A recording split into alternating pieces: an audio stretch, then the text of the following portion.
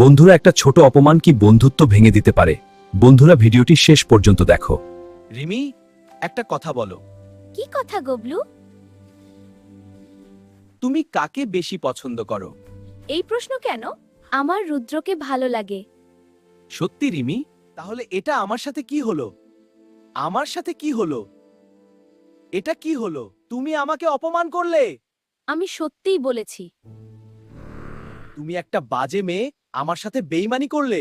কি বলছো তুমি? আমি কিছুই করিনি। এটা ভুল বোঝাবুঝি। গবলু খুব খারাপ। কেঁদো না রিমি, আমি সব সময় তোমার পাশে আছি। আমি কি খারাপ? না, তুমি ভালো। আমি খুব রাগ করেছি, আর ওদের সাথে যাব না। আমি অনেক পড়ব।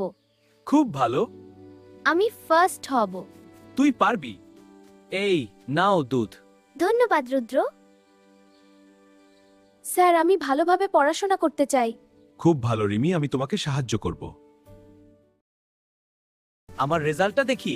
দেখ, আমি প্রথম, আমি তৃতীয়, আমি ফার্স্ট। আমি পেরে গেছি। আমাকে ক্ষমা করো, আমি ভুল করেছি। না গবলু, আমি কষ্ট পেয়েছি। ওর সাথে কথা বলো না। ঠিক আছে। আমার রেজাল্ট খারাপ হয়েছে বলে রিমি আমাকে ছেড়ে চলে গেল।